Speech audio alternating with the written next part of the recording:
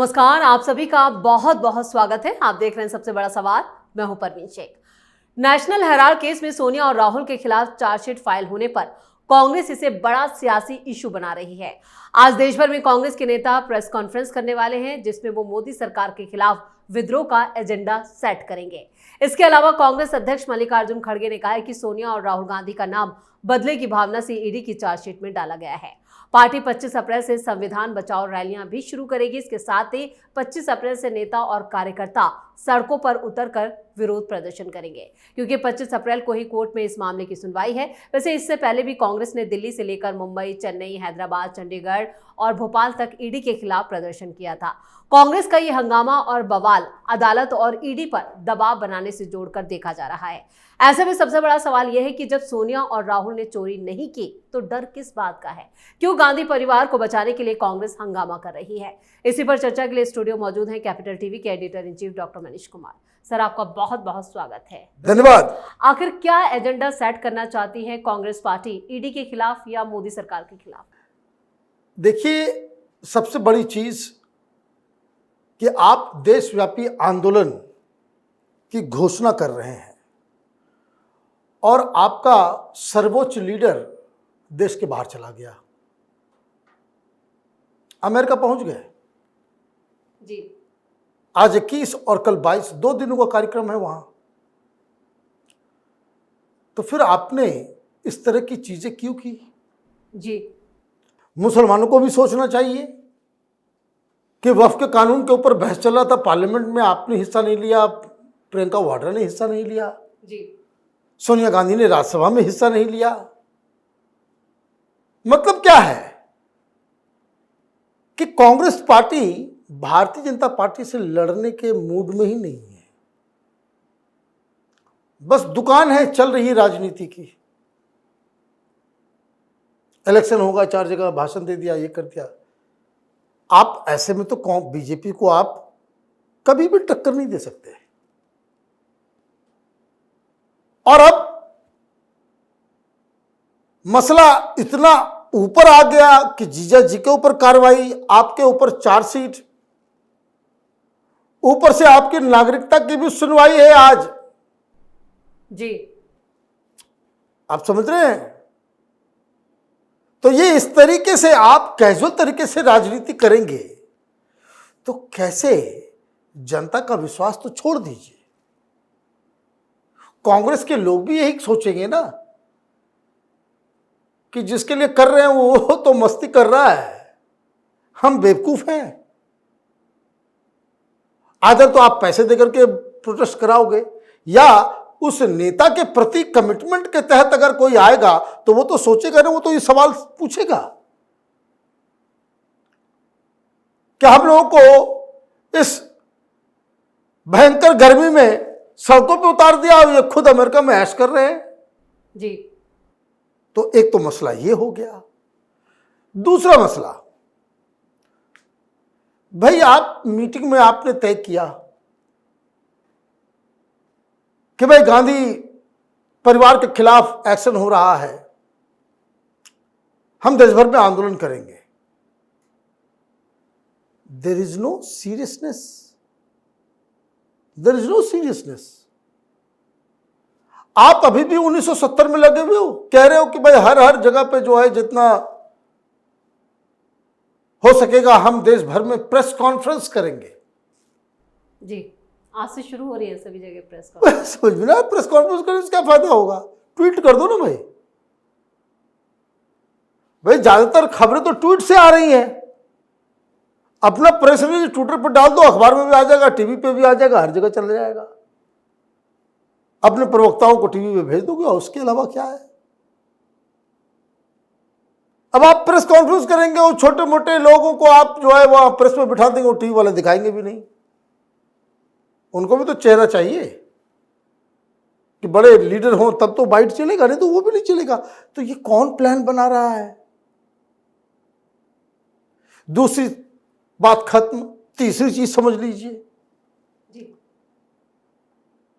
कि जीजा जी को भी बुलाया ईडी ने, उससे पहले राहुल गांधी को बुलाया।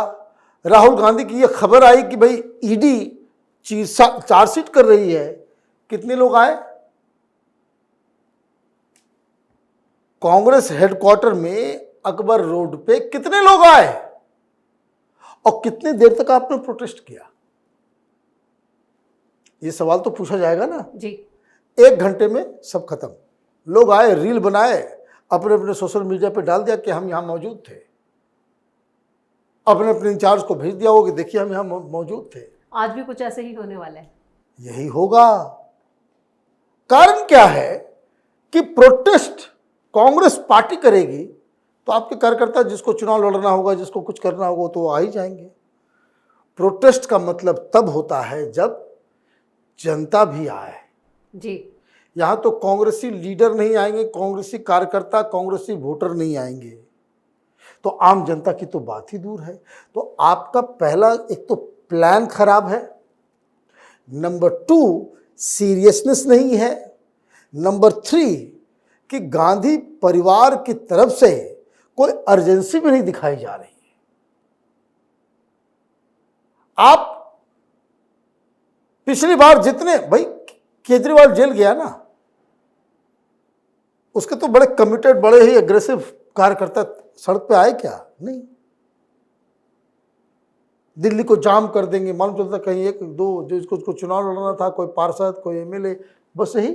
बयानबाजी भी अगर हो रही है तो कांग्रेस अध्यक्ष मल्लिकार्जुन खड़गे ही एक बयान दे देते हैं, बस वही मीडिया में चलता रहता है। भाई बुजुर्ग आदमी को आपने गर्मी में फंसा के आप निकल लिए कल अमेरिका। जी। यही आपने किया है कि भाई उनको तो गांधी परिवार को खुश रखना है। गांधी परिवार के ऊपर ये समझा रहे होंगे हम देश भर में। भाई आप एजिटेशन, भाई बीजेपी को एजिटेशन करते हुए देखा आपने?